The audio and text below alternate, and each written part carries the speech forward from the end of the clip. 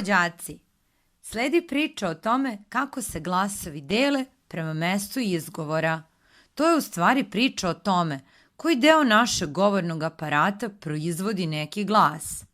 Međutim, koga zanima teorija, može da je potraži u udžbeniku. Mada, budimo realni, da vas je zanimalo da bubate iz knjige, ne biste blejali po netu, jel tako? A ja nisam ovde da vas smaram, već da vas kroz opuštenu priču, ponekad i osmehe, naučim ono što treba da znate. Ovo vam je maternji jezik, deco. Sramota je da ne razumete ili ne znate. Ok, idemo dečice. Prema mestu izgovora glasove delimo u 5 grupa. Usneni, zubni, nadzubni, prednjonepčani, zadnjonepčani. Prva grupa su usneni. To znači da vaše usne proizvode glas. Ima 5 usnenih glasova. Sada nam samo treba rečenica od 5 reči, pri čemu svaka reč počinje usnenim glasom.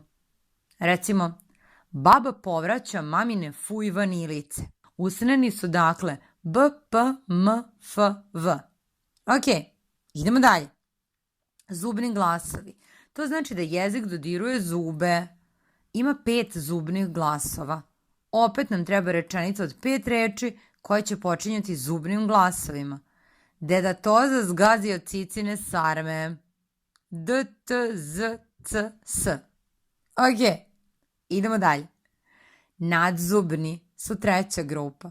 Jezik dodiruje alveole. To vam je ovo mestašce gde zubi dodiruju desni sa unutrašnje strane. Njih ima samo 3. To su NLR. Ma koliko da sam tražila, nisam našla bolji primjer od najlepši letnji raspust. NLR. Sada idemo na 4. grupu. To su prednjonepčani glasovi.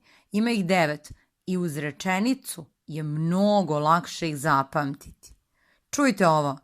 Čika Đorđe žvaće šljive. Njegova ćerka Ljiljana jede džem. Ok.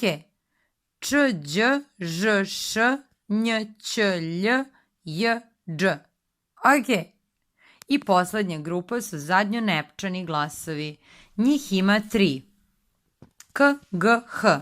Odnosno, kralj gradi hram. To je to. To je bila podela glasova prema mestu izgovora. Nije teško. A nije bilo ni tako strašno dosadno ako ćete da priznate. Sad lepo ovo naučite, lajkujte, šerujte, a mi se vidimo na nekom sledećem videu. Pozdrav!